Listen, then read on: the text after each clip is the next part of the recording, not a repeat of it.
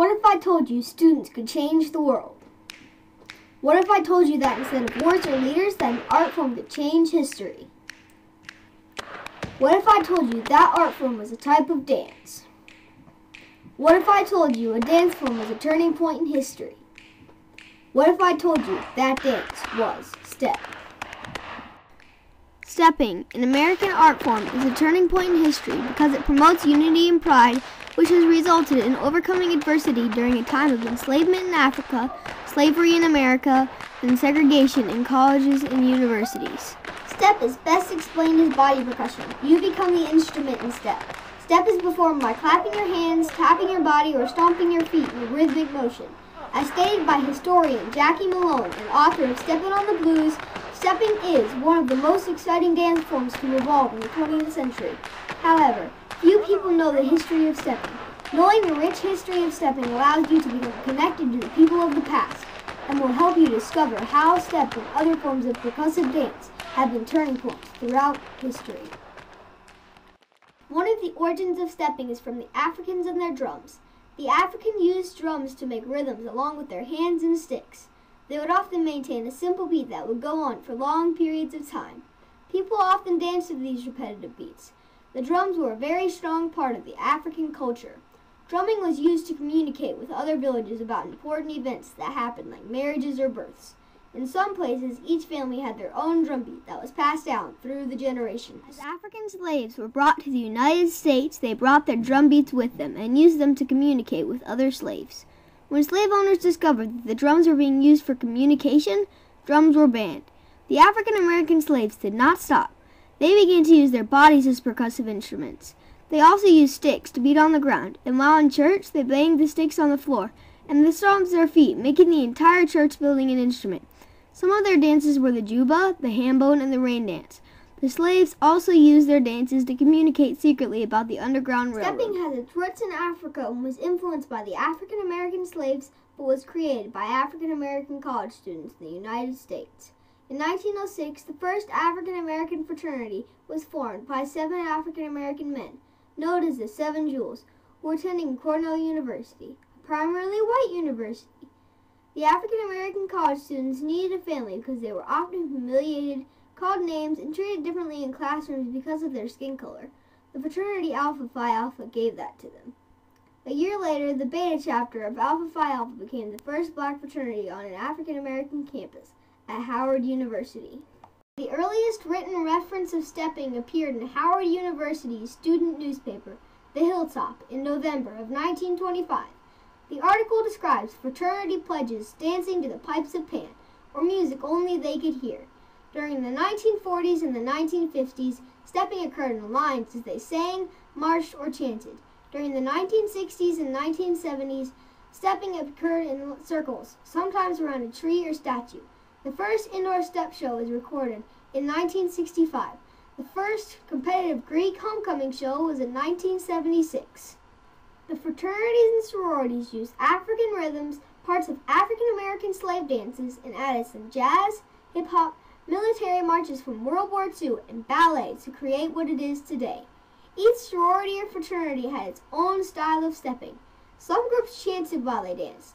Other groups had more hip-hop components. Some used more body percussion, and a few groups used canes in their performances. Stepping became a form of initiation into fraternities and sororities, or pledging.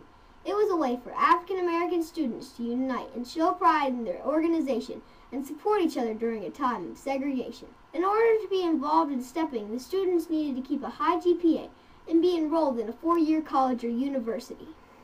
Fraternities and sororities often promoted social change and encouraged community service. Many of the civil rights leaders have been involved in fraternities and sororities. For example, Thurgood Marshall, the first African American Supreme Court Justice, and Martin Luther King Jr., a leader in civil rights movements, were both members of Alpha Phi Alpha and were likely involved in stepping. Stepping was not the only art form of percussive dance to come out of the African foot dances.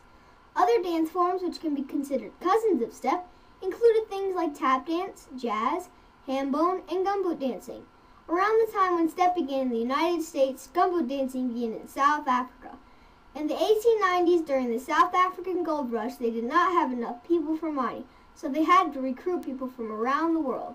Most of the recruits were from the northern part of Africa, but there were others from all over. While in the mines, they chanted, danced, and encouraged each other while they were working. While working in the mines, they came up with a language called Fanagalo, which is a mixture of many languages. When the owners of the mines discovered they were being insulted, they banned the workers from talking. The miners were treated very poorly, often being kicked or hit or yelled at. Sometimes the mines would fill with water and the workers would have to stand in it up to their knees. The owners decided to give the workers gumboots to withstand the water so they could keep working.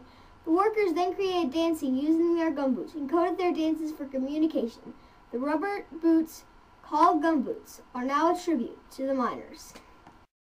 Step is a growing art that is expanding to other races and ages and breaking down cultural barriers.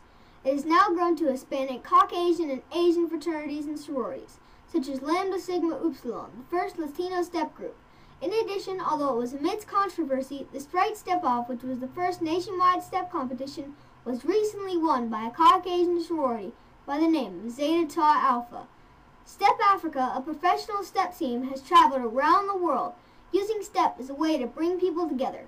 For example, during one of their trips, Step Africa worked together with several different ethnic groups who spoke different languages. At the beginning of the week, each ethnic group gathered in one corner. Step Africa began teaching step, and by the end of the week, even though they couldn't speak the same language, together they had learned an entire step routine, and the different ethnic groups were slapping five and hugging each other. As told to me by Jakari Sherman, the artistic director of Step Africa. Because we all have hands and feet, and we can all slap our hands and clap our hands and stomp our feet, slap our bodies, that we can use stepping as a way to bring people together. In some places, stepping is used as a positive activity to promote nonviolence. A step team called HYPE, Helping Yourself with Pride Through Education from Greenville, North Carolina, was started by Willie Joyner for students who were getting into fights as a way for them to let out their anger. HYPE has expanded to now include middle school along with its high school program and recently won the Disney World Step competition. According to Step Africa, the future of step is exciting. There may be development of a new form of sheet music created just for step. Stepping may become a college major or a highly sought-after career. But the power of step goes much deeper than that, as stated by the tour manager of Step Africa, Brian McCullum. We teach step in DC public schools, and one time I had a school that every hour I had a different class, and one of the classes that I had was a special needs class. This was my favorite class of the entire summer.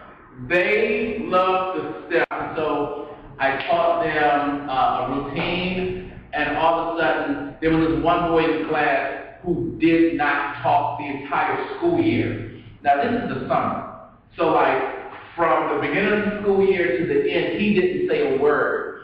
He was like, I'm sitting here done, look! And, like, to the point that the teacher was like, oh my God, I thought he was deaf. Like, they thought he could not talk. But so when we were in the class, he was like, look!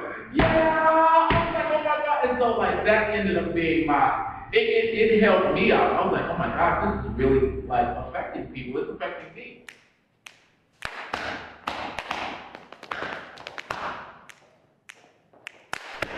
Stepping, an American art form, is a turning point in history because it promotes unity and pride, which has resulted in overcoming adversity. Step is empowering, uniting, and connecting people of all different ages and races. Stepping has its roots in African tribes, was continued throughout slavery and in the United States, and developed at colleges and universities. As stated by Jill Nelson, an African-American journalist, stepping is tap dance without tap shoes, James Brown without the music of the JBs, Cab Calloway's sans piano, a marching band without John Philip Sousa. It's jazz, funk, rhythm and blues, and rap without instruments. Step is lean and mean.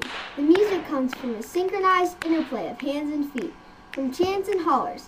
It is a way to make music using the body as an instrument. By stepping, you can experience a rich history and be a part of an exciting future.